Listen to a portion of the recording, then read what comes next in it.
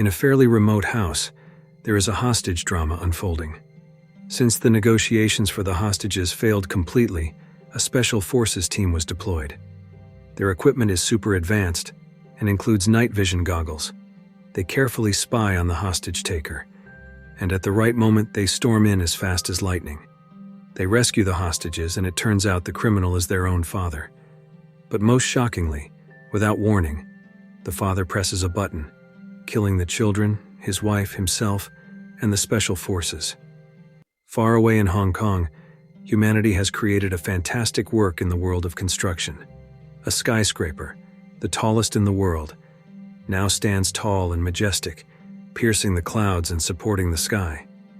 Will Sawyer, who lost a leg due to the hostage taker's actions before, has now become a renowned professional security consultant. He is married with a wife and kids. He currently has an enticing job offer, thanks to Ben Gillespie, his former colleague who recommended this big project to him.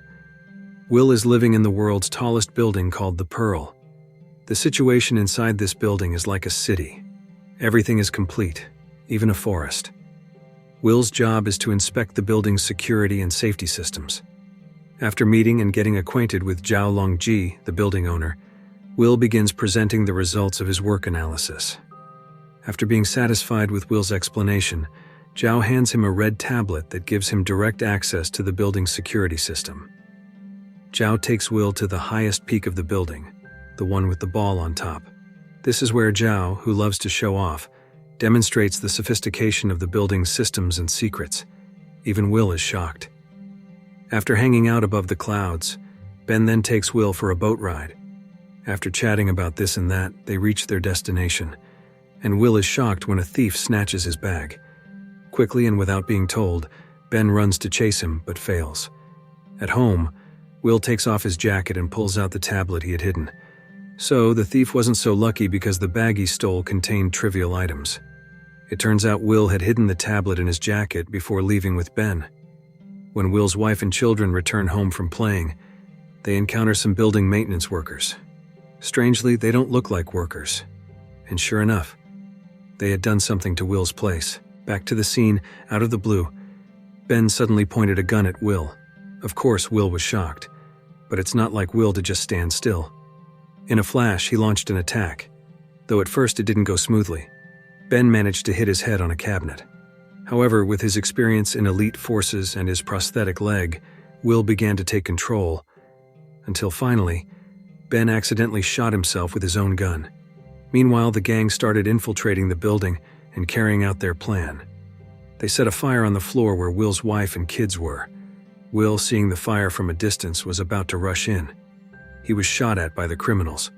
Fortunately, he managed to escape through a window, but unfortunately, as soon as he got down, he was electrocuted by a woman because she wanted his tablet. Just as she was about to shoot Will, the police arrived and a shootout ensued. Will managed to escape and borrowed a police motorcycle to head to the skyscraper. His wife and kids were anxiously waiting. Luckily, the building's fire suppression system worked well. Being the wife of a security consultant, Sarah stayed calm and acted decisively in the critical situation. She didn't panic or scream. Unfortunately, Will's journey was hindered by residents watching the fire. Will couldn't reach the building because the police had blocked all access. Eventually, via phone, he directed his family to get out of there and provided instructions online. The building's control system had been taken over by the woman. All the control room staff had been shot. This hacker took over the building's control, causing the building owner to panic. Now the gang could manipulate the building as they pleased. They really wanted to set the skyscraper ablaze, and soon after there were explosions and a massive fire. On the other hand, Will became the scapegoat because he had full access to the building's security system with his red tablet that the woman took. Will was considered the cause of the fire and became the police's target. Thinking of his wife and kids, Will defied the police and headed to the building. He managed to get close to the project crane beside the building, but it was locked. However, Will didn't give up. With his bald head and big muscles, he started climbing up. Meanwhile, the police were chasing him from below, eager to catch Will, whom they believed to be guilty. After much effort, Will finally reached the top of the project tower crane. He quickly entered the operator's cabin and activated the crane. He rotated the cranes towards the burning building. Will then extended the crane's arm, but unfortunately, it stopped just short of reaching the building, leaving a gap of several meters. Desperate, Will began swinging the crane arm towards the building. Fortunately, his efforts paid off, and it finally hooked onto the building. But he had to race against time to avoid the police coming in and thwarting his efforts. Unexpectedly, the crane hook detached from the building's edge, and the police managed to break down the locked elevator door. In this situation, Will chose to bravely jump into the building himself. Meanwhile, Zhao was almost at the helicopter, but the security guard became suspicious because the pilot was a foreigner. Once discovered, Kora's Bota and his gang attacked Zhao and the crew. Everyone was shot and killed except for Zhao. Unbeknownst to them, Zhao's security guard was still alive and suddenly sat up, shooting at the helicopter. Somehow, the helicopter suddenly moved forward on its own. Bota and his gang were thrown into disarray, but Bota and Zhao survived.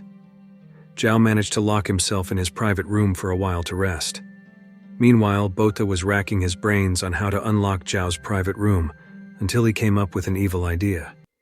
He realized that the only one who knew the building's security details besides Zhao was Will Sawyer, and the only one who could open Zhao's room was Will.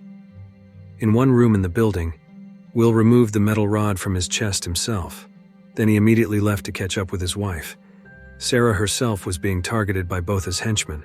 She was captured and taken hostage, but Sarah, who was also a former soldier, did not sit idly by. When the opportunity arose, she immediately stabbed a butterfly hair scissors into the henchman's thigh. A fight ensued, and the henchman was defeated by Sarah. But as criminals are always cunning, he pointed a gun at her. Not long after, Will arrived, and the henchman was pushed into the flames, certainly getting burnt. Next, Will and Sarah had to rescue their 2 children who were separated by distance and fire. Will, with his immense strength, stabilized a makeshift bridge, and Sarah walked across a wooden plank. With determination, they managed to save Noah. To rescue Georgia, Will had to cut the elevator cable holding Sarah and Noah so they would plummet past the fire, and after executing the plan, it turned out this crazy idea worked. Unfortunately, Georgia was being harassed and chased by Botha's men until she ran to hide in the machine room. While the thugs were ransacking the place, Will quickly ambushed them, but unfortunately he still got caught by Botha. As usual, the captors started hurting the hostages, threatening the safety of Will's children. Will was forced to open Zhao's private room, which the gang couldn't penetrate. Will felt a bit relieved to know from TV that Sarah and Noah had managed to get out of the building. He had no choice now, but to use his wits and strength to meet Botha's demands. Not wanting his children to become victims, he bravely climbed along the outer wall of the building, enduring the intense heat from the raging fire. He leaped past a large propeller and got inside. With difficulty, Will cut one of the cables that opened Zhao's door. Suddenly, a blaze of fire ignited and struck towards him, and he jumped just in time. When the door opened, Zhao quickly shut it. Will, just barely safe, hurried to wedge the door with his own leg, but barely resting for a moment. He was held at gunpoint by Zhao, who he quickly subdued. Then Will and Zhao had a casual chat about the gang. Here, Zhao began to honestly and openly tell everything. In short, Botha was blackmailing Zhao, but Zhao knew all of Botha's secrets. Zhao stored all of Botha's secrets on a flash drive. Long story short, Zhao was forced by Will to go to the top of the building. Botha and his gang were already waiting, and Will's daughter was there too. This was where the exchange was to take place. But just as the negotiations started, Zhao caused trouble by grabbing the gun and the flash drive from Will. Now it was Zhao directing the situation. Botha, not wanting his secrets revealed, handed over the parachute Zhao requested.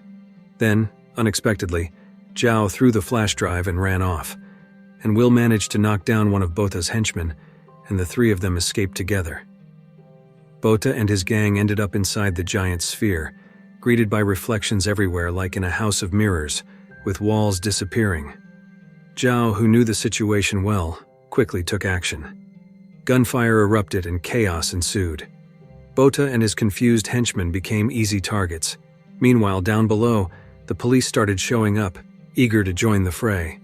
Botha's men, under the command of the woman, prepared to defend their position. They fired at the police, turning the scene into a gunfight. Up above, the battle raged on. Will proved he wasn't just anyone, taking down Botha's henchmen one by one. Back down below, the police were struggling against the skillful woman.